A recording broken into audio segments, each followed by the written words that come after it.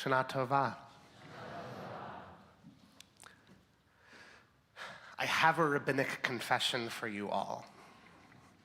From the time I was a teenager through my mid-20s, I could hardly stand to enter a synagogue on Yom Kippur.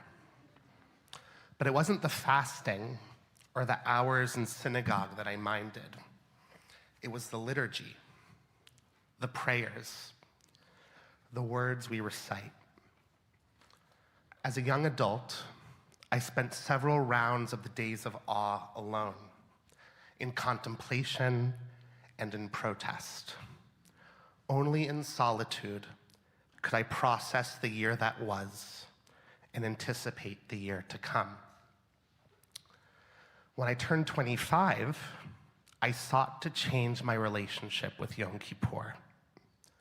When I made this resolution, I was living in Jerusalem, and I decided to spend Yom Kippur in the desert village of Mitzpeh Ramon, so called because of the naturally eroded crater called Machtesh Ramon, just outside of the town. There I was, in the middle of the Negev, on the edge of a giant crater, without obligations nor expectations of myself. Only me in the expanse of the desert. I still remember hopping off the bus and suddenly hearing nothing. The hum of the bus's air conditioner, already a distant memory. This is what solitude can afford us. The opportunity to be surrounded by just our thoughts, just ourselves, to confront that which is inside of our minds, our hearts, and our souls. Rabbi Nachman of Breslov extolled the virtues of solitude in a prayer practice called hitbodedut. He stressed taking time to speak from our own hearts, unimpeded by prescribed words, as a means of feeling at one with God, nature, and all of creation. For a time, I vastly preferred this type of prayer to any Siddur or Machzor with their assigned language that I found alienating. Consider the liturgy of Yom Kippur itself, the words that made me shudder for many years, the litany of woes. Ashamnu, Bagadnu, Gazalnu, Dibarnu Dofi. An alphabetical acrostic that I felt insisted I was nothing but a sinner. I recently watched an episode of a new show. It's called Long Story Short, which concisely encapsulates the deeper message of the Yom Kippur liturgy. One character, Kendra, has never been in a Jewish space before, but it's exactly where she's meant to be. We see her entering a Yom Kippur service and beating her chest in imitation of those around her. She says out loud, "I have trespassed." Tears begin welling in her eyes. "I have deceived. I have mocked." Suddenly, the woman sitting next to Kendra grabs her hand. "No, sweetie," she tells her. We have." Kendra repeats back, softly, "We." This moment from Long Story Short captured what I had missed for years. The liturgy of the high holidays does not say that the individual themselves has sinned alone. It teaches that we are all fallible. We are all among avaryanim, those who trespass. And as a community, we are each capable and even responsible of supporting one another through our mistakes. We are each capable of tshuva, repentance individually, and through the power of communal bonds, we each have the capacity to return to ourselves. Which brings me back to my Yom Kippur in the desert at the lip of a crater. After being warmly invited into a family's home for an impromptu pre-fast meal, I attended services at a Reform synagogue, briefly, before realizing that I had come all this way because I needed time alone. I stepped outside after hearing the thrice-repeated Kol Nidre and walked to a lookout point. I sat for a few hours watching the stars come out and the 10-day-old moon of Tishrei glow over this immense crater.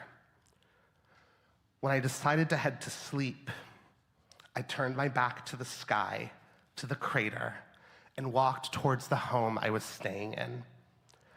I chose to take one more look before reaching the street, and I saw 2 shooting stars. I communed with the world around me, gasping and blurting out in the words of our tradition, Ma Norah Hamakom Hazeh, Hebrew, for how awe-inspiring this place is. But even if solitude can bring moments of beauty, we cannot stay there forever. God forbid it should become a pit of loneliness.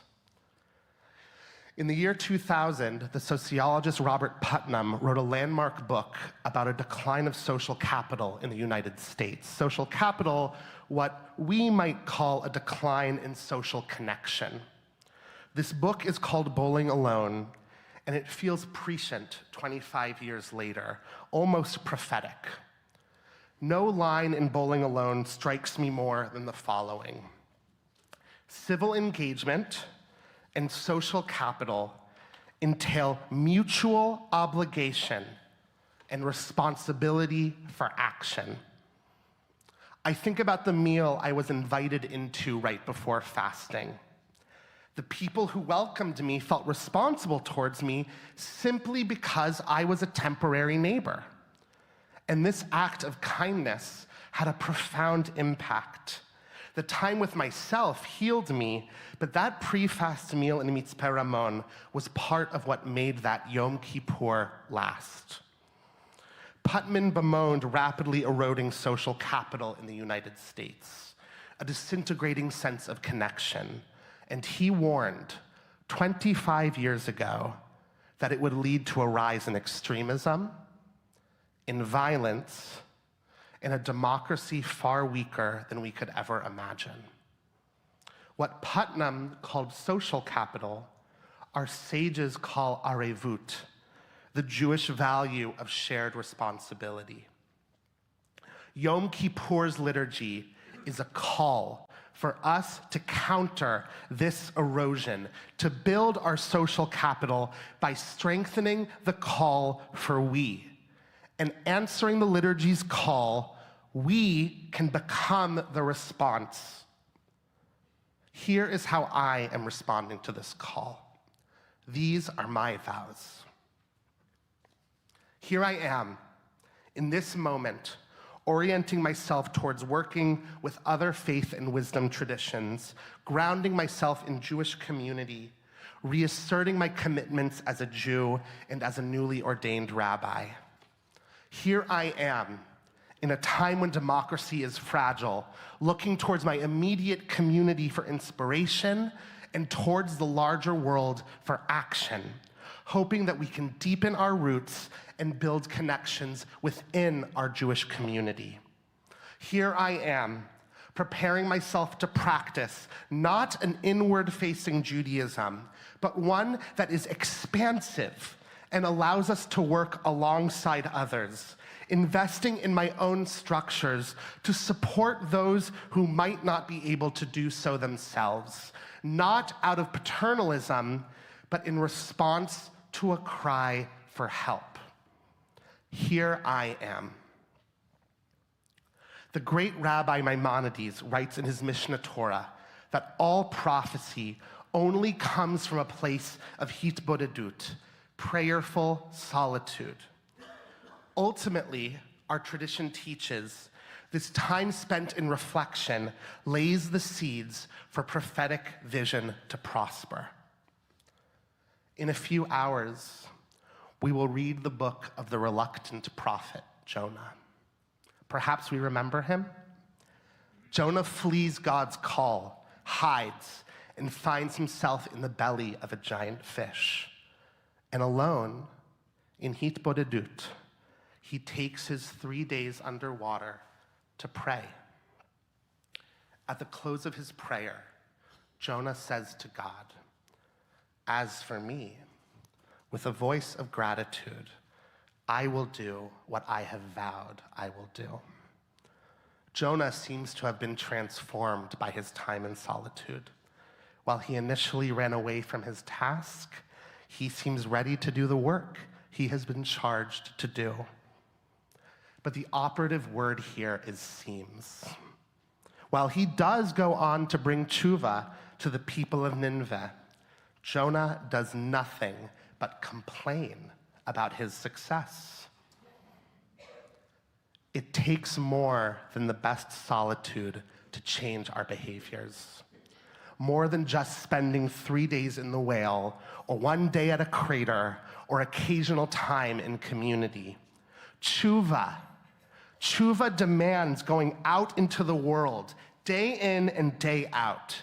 Tshuva demands committing ourselves to the hard, the painful, and the necessary work of change. And we do this work by being together with those in our immediate communities, and we do this work by being with those beyond them. Perhaps we start our pursuit of change alone with solitary reflection on this Yom Kippur day. But let us move towards a we that can catalyze us towards action. Let us not only do the work of self-improvement, let us do the work of building connections in service of meaningful, lasting community building. The words of our creation story echo, "It is not good for a person to be alone." It was shortly after this Yom Kippur in the desert 6 years ago that I decided to become a rabbi. And I enrolled in rabbinical school the next year. I heard the still small voice of the Creator telling me to not take the lessons of my solitude and leave them in the sands of the Negev. I choose to live a life of service, of community, and of connection. Not all of us will become rabbis, and that's great. We all have our own roles to play. Each of us has the opportunity and the privilege to become, to grow, to contribute towards a better we. And that can start right here, with us in this room. This work begins with reflection, with pause, with solitude, with hitbodedut. But the hitbodedut is a means to a greater end, that our dear, beloved communal connections can flourish, interweaving our roots to enact the just vision in the world that we so desperately want, that we need to see. A world where all people are valued for contributing their responsibilities. Our vow this year is simple: no one struggles alone. Even now, when I say Ashamnu, I sometimes feel the tug of alienation in a perceived call out. But this Yom Kippur, may I and may we move from a lonely individualism to collective warmth. May the words of our liturgy not stay on the page as we continue to strive for a capital W we. Shana Tova Umetuka, may it be a good and sweet new year for us all, and Gemar Chatima Tova. May we all merit a good ceiling in the book of life.